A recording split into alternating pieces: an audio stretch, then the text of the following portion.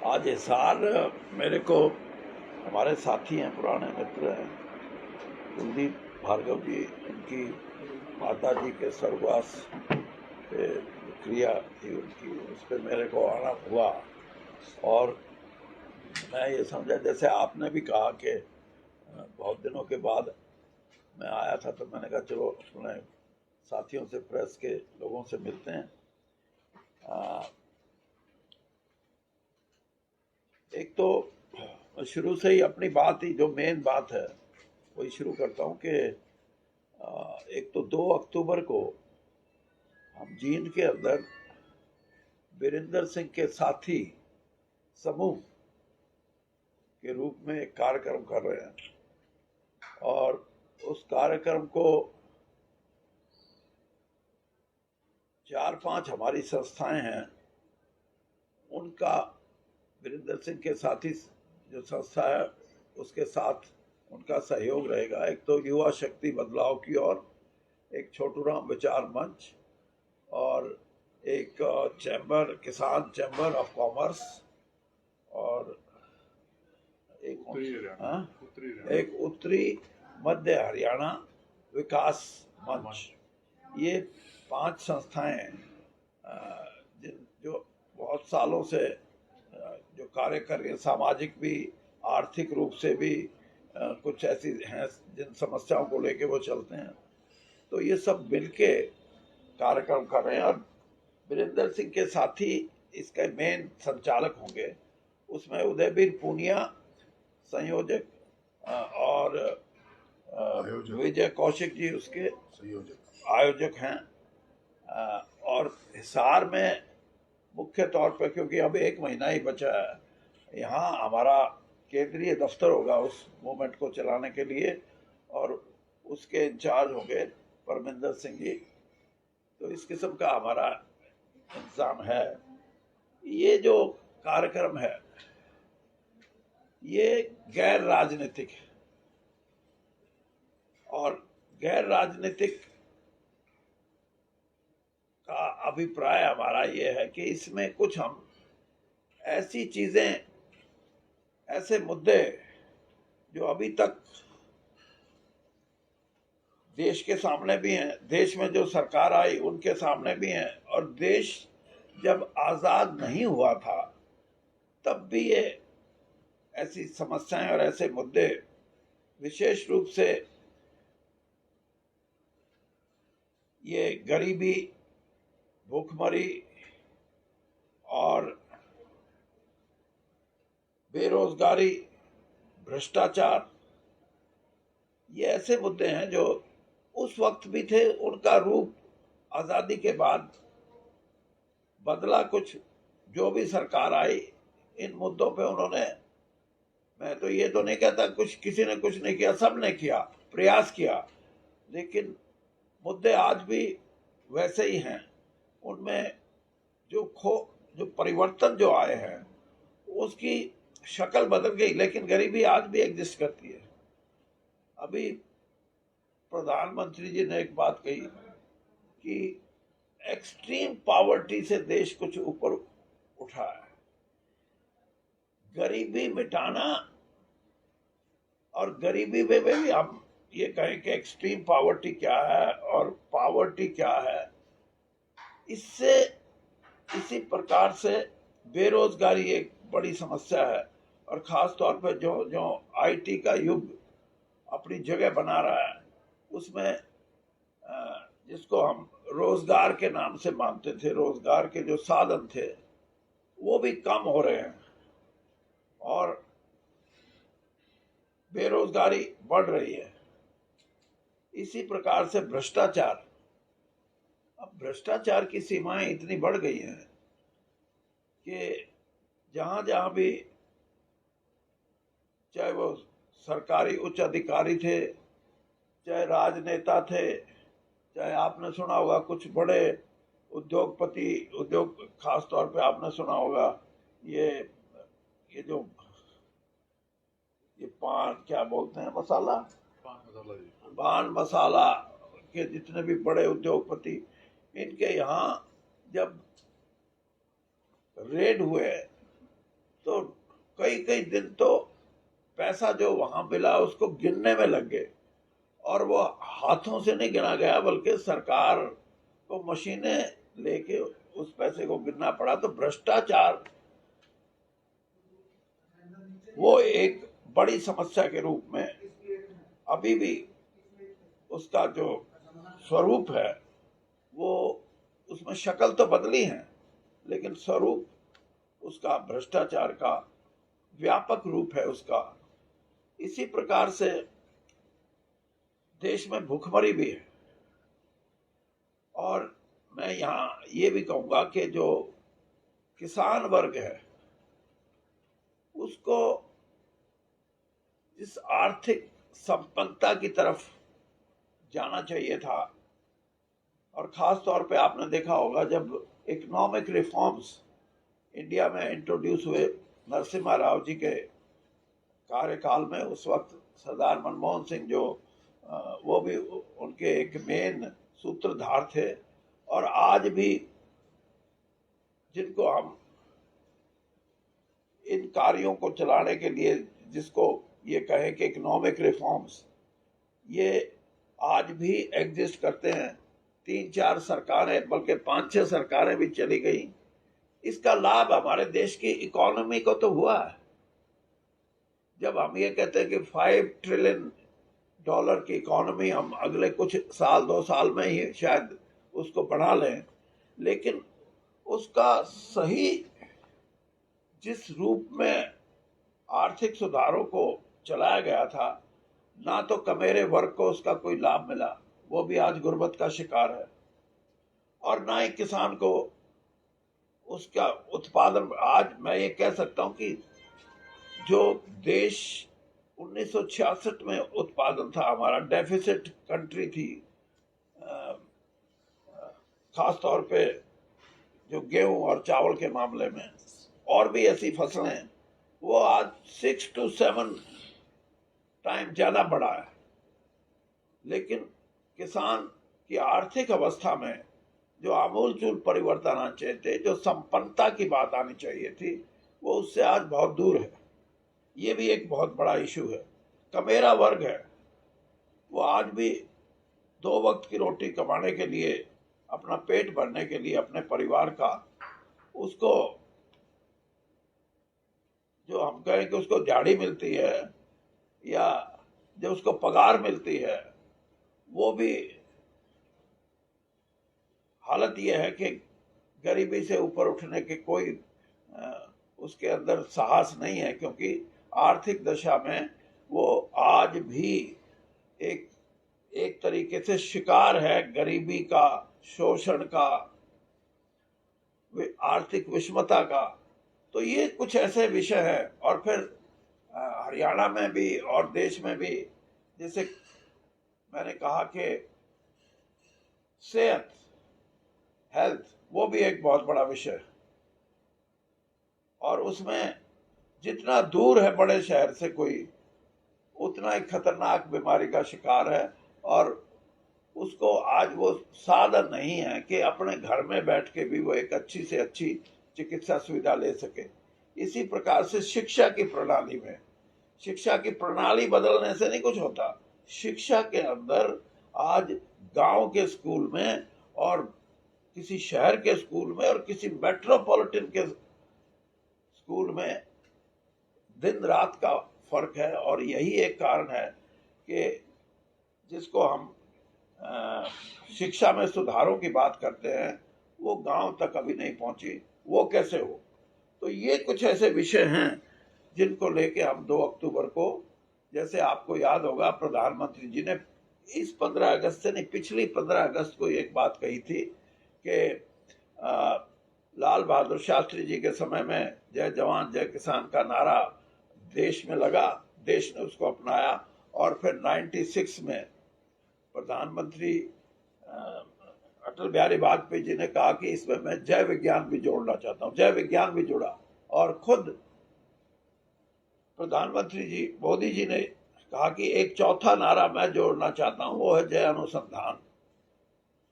तो हमारा इस वीरेंद्र सिंह के साथी समूह का जो कार्यक्रम है वो इस बात पे आधारित है कि पुरानी बीमारियां जो देश की आज़ादी से पहले जिनके नाम मैंने लिए 1, 2, 3, 4, 5 और आज भी वो जो खड़ी हैं, उनमें अनुसंधान से कैसे नए प्रयोग किए जाएं जिससे लगे कि अब ये जो नया रास्ता है ये ज़्यादा कारगर है, इसमें गरीबी मिटाने का भी, इसमें और भी जो चीज़ें हैं जिनका मैंने जिक्र किया, अच्छी स्वास्थ्य की सुविधाएं हों, शिक्षा हर आदमी को बराबर के स्तर की मिले और आर्थिक संपन्नता आए, इन बातों को लेके हमने अर्थशास्त्रियों से और कृषि अर्थशास्त्रियों से, कृषि वैज्ञानिकों से और सामाजिक दृष्टि से जो लोग समाज में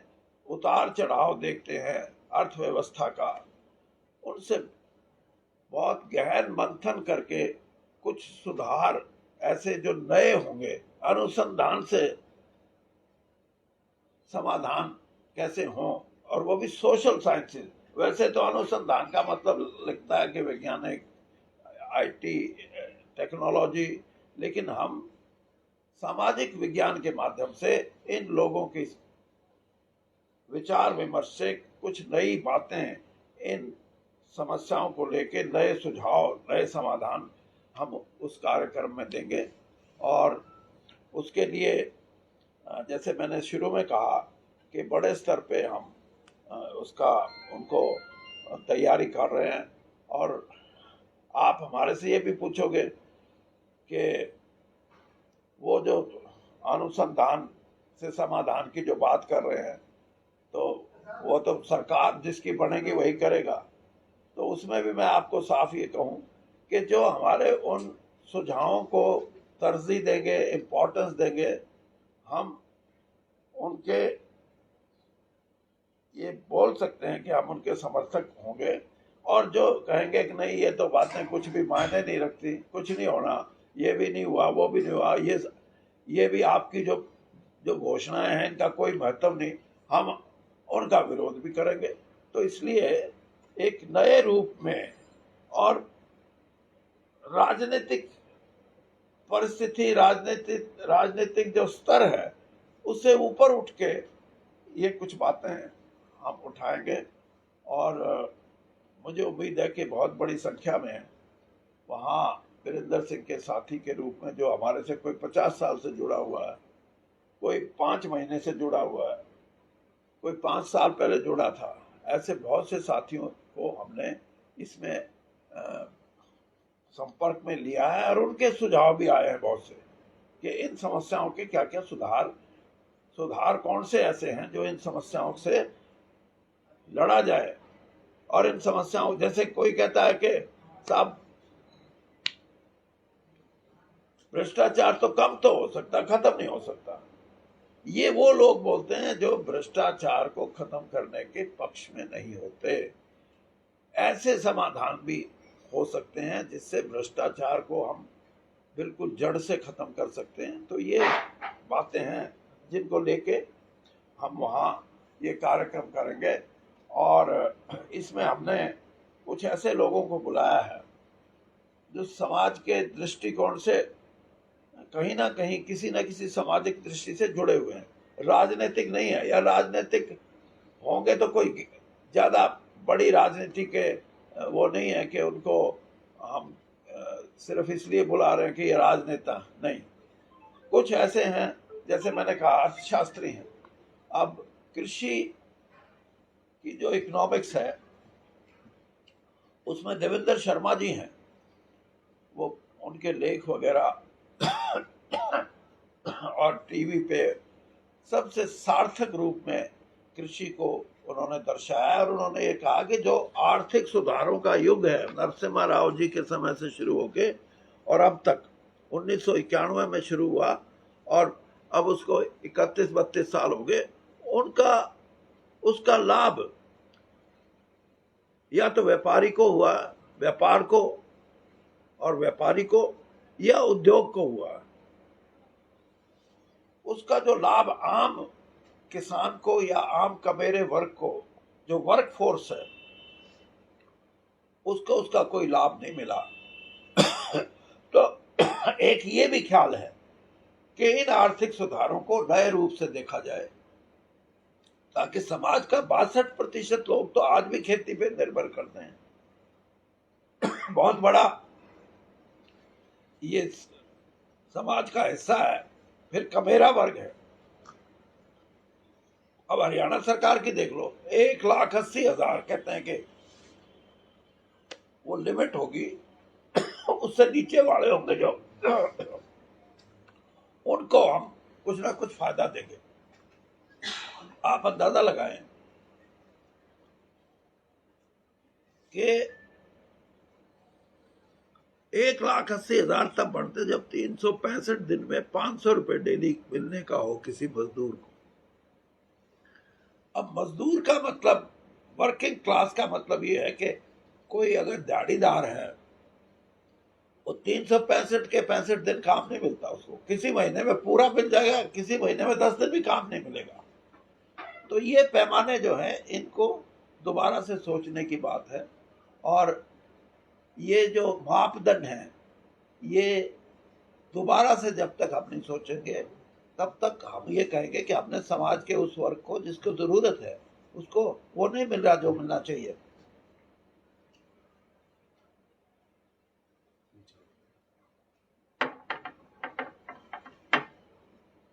तो जींद में इसका जो आयोजन है, वो वहाँ 51 आदमियों की एक कार्यकारिणी का गठन किया गया है, या स्वागत समिति, जो भी नाम है उसका।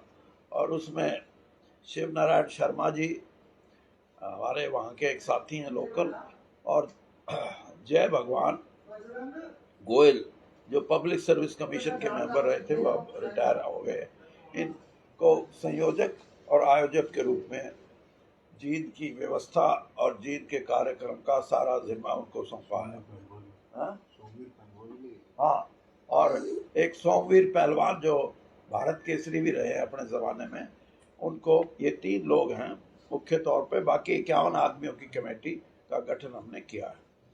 इसके साथ साथ हमने, जैसे मैंने बताया, कुछ ऐसे लोगों को बुलाया है जो सामाजिक दृष्टि से भी जरूरी हैं, और उनका कोई राजनीतिक वो नहीं है दृष्टिकोण के, हम कोई राजनीतिक दृष्टिकोण रखते हुए, वो लोग हैं जो राजनीतिक होते हुए भी राजनीति से ऊपर की सोच रखते हैं।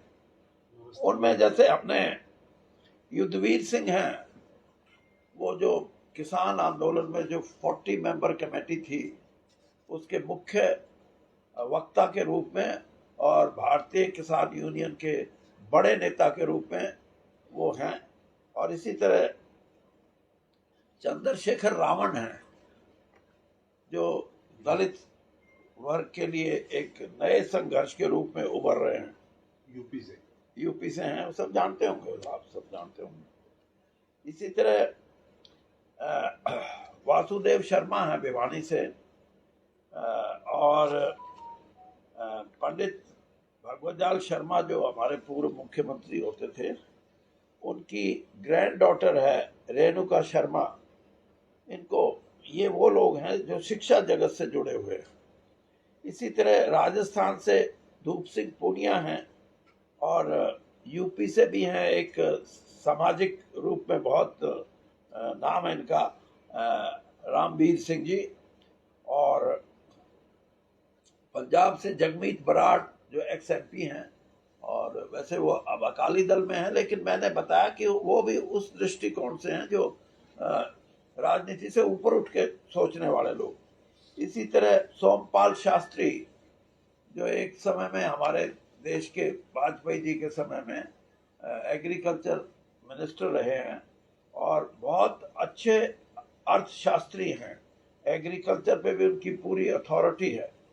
और जैसे बताया, देवेंद्र शर्मा का मैंने जिक्र किया, एक वो एक RS घुम्मन है। ये 2 कृषि के अर्थशास्त्री भी हैं, एग्रीकल्चर इकोनॉमिस्ट, और बहुत बड़े इनकी जो रिसर्च वर्क है, जिसमें किसान और खेती की इन्होंने बहुत अच्छी तरह से व्याख्या की है कि किसान को संपन्न और इस देश की जो दौलत में उसकी हिस्सेदारी कैसे अच्छी हो, उसको कैसे सुव्यवस्थित किया जाए, वो उसके बहुत बड़े ये स्पोक्स पर्सन हैं। और जनरल डीपी वत्स हमारे ये सेनाओं की बात के लिए हमने इनको और हम ये समझते हैं कि ये अच्छा योगदान सेनाओं में जिस तरह के परिवर्तन की बात चल रही है, उनके लिहाज से हमारी सेनाएं मजबूती की तरफ बढ़ेंगी या कहीं ना कहीं इसमें भी कोई दोबारा से सोचने की बातें हैं। इसी प्रकार से ये जैसे मैंने कहा, इन लोगों को हमने आमंत्रित किया है। हम कुछ ऐसे लोगों को भी आमंत्रित करना चाहते हैं जो कहीं ना कहीं किसी न किसी रूप में जो कमेरा वर्ग की जो लड़ाई है, जो सबसे ज्यादा वंचित समाज है, जैसे मैंने चंद्रशेखर रावण की बात कही, इसी तरह और भी कुछ हमारे ऐसे साथी हैं जिनको हमने इसमें आमंत्रित किया है। और फिर मैं यही बात दोहरा रहा हूं कि इस कार्यक्रम में समाधान जो होंगे वो नए रूप के होंगे और निश्चित तौर पे इन चीजों को, चाहे वो गरीबी की बात है, चाहे वो बेरोजगारी की बात है, चाहे वो भ्रष्टाचार की बात है, इनको पूरे तौर पे उखाड़ा कैसे जाए ताकि एक स्वस्थ समाज की संरचना हम कर सकें। ये और एक और इम्पोर्टेंट बात है वो ये कि हम खास तौर पे मैं अपनी बात बोल देता हूं क्योंकि हो सकता है इनमें कुछ वो सारे वो उस बात के ना साथी हों, लेकिन जाति पाति के नाम से हरियाणा में कोई समाज को बांटने का प्रयास करेगा, हम उस कार्यक्रम में इसके लिए भी खास विरोध के स्वरूप कि हम किसी भी हालत में ये बर्दाश्त नहीं करेंगे कि हरियाणा की धरती पे कोई जातीय आधार पे समाज को बांटा जाए। और दूसरा धर्मांधता,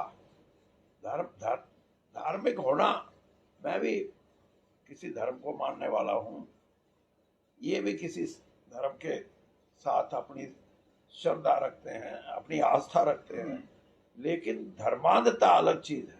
और उस धर्मांधता के वजह से समाज में कभी ना कभी किसी ना किसी रूप में अशांति का वातावरण पैदा होता है। इसी का कारण है कि आपने देखा होगा कि एथनिक भी एक ऐसा रूप है जिसकी वजह से मणिपुर जैसे राज्य में भी एकदम स्थिति में बहुत बड़ा उबाल आया और उसका बड़ा देश को नुकसान हुआ।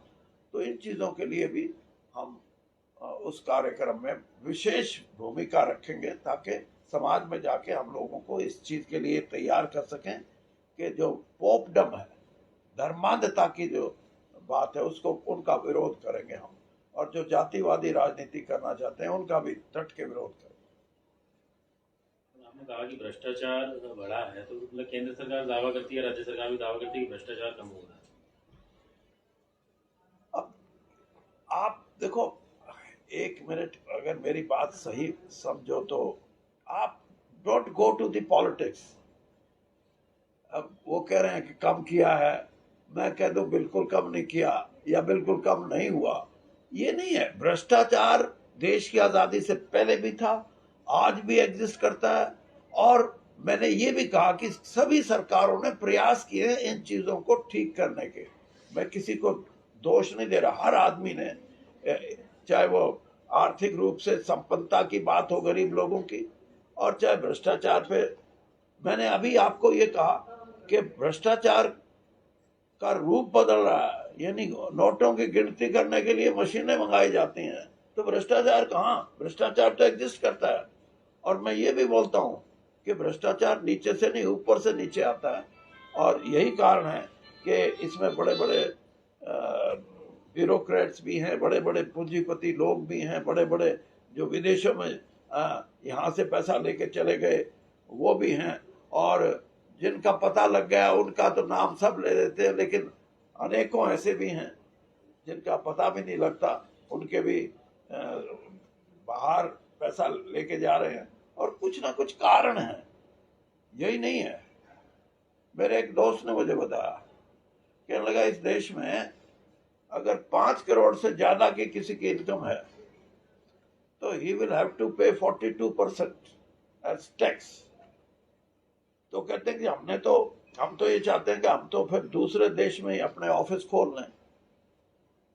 तो मैंने जो आर्थिक सुधारों की जो बात की है, जो नरसिम्हा राव जी के समय से लेकर नरेंद्र मोदी जी के समय तक 32 साल का जो समय है, इसमें देश के उद्योग की बहुत बड़ी छलांग लगी है, एक्सपोर्ट हमारे बढ़े हैं, और जिस 5 ट्रिलियन इकोनॉमी, डॉलर इकोनॉमी की हम बात करते हैं, उसमें भी हम उसके नजदीक पहुंच रहे हैं। लेकिन इसमें कहीं ना कहीं गरीब तबका, वंचित तबका, शोषित तबका, किसान, एग्रीकल्चर, ये इनको वो लाभ नहीं गया। इस पे भी हम अपनी बात जोर शोर से रखेंगे और हम कहेंगे कि देश की दौलत में इन वर्गों का हिस्सा होगा, तभी संपन्नता की बात कोई कही जाएगी, तभी 5 ट्रिलियन इकोनॉमी का हमारे को फायदा होगा। अदरवाइज क्या है ये? अभी आपने कहा कि ये जो 2 अक्टूबर का जो कार्यक्रम है वो पूरी तरीके से गैर राजनीतिक रहेगा, लेकिन 2024 के चुनाव में हरियाणा की राजनीति पर इसका कितना असर पड़ेगा? आपको एक पहले मैं एक बात बता देता हूँ, जो ये छोड़ गए असली चीज बात तो सारी कर गए, लेकिन आपने रैली के बारे में ये नहीं अब तक सोचा कि इसका नाम कोई सब रैलियों से अलग है। मेरी आवाज सुनो, आप सोचते होंगे वीरेंद्र सिंह जी कह रहे हैं मेरी आवाज सुनो। अब ये जितनी बात इन्होंने की है, ये अपनी आवाज नहीं कर रहे, ये कहते हैं गरीब की आवाज क्या है, क्या बोलता है, किसान क्या चाहता है, क्या बोलता है, वंचित समाज क्या बोलता है, हमारे सारे कमेरा वर्ग क्या बोलता है, उन क्या चाहते हैं वो। राजनीति से ऊपर उठकर वीरेंद्र सिंह जी ने जो ऐलान किया है कि मैं उनकी बात करूंगा, आज तक किसी राजनीतिक आदमी ने नहीं करी। जो राजनीति के आका कहते हैं वही बात हम करते हैं। अब हमने पहली बार ये बीड़ा उठाया कि हम उनकी बात करेंगे जिनकी बात कोई नहीं करता। तो ये बहुत बड़ी रैली का महत्व है, इस बात का इन्होंने सारा एलोबरेट कर दिया। लेकिन आप ये सोचो कि रैली का नाम तो बड़ा अजीब है, मेरी आवाज सुनो। इसका अर्थ हमने बड़ा इस पे चर्चा करके ये नाम रखा है कि यार रैलियां तो सारे करते हैं, लोग इकट्ठे करने से क्या मतलब है, लेकिन लोग चाहते क्या है वो मुद्दा है, उसको लेकर वीरेंद्र सिंह जी ने ये रैली रखी है मेन वक्त। और हम इसीलिए दोबारा वापस आए हैं, हम तो भूल चुके थे इन चीज़ों को।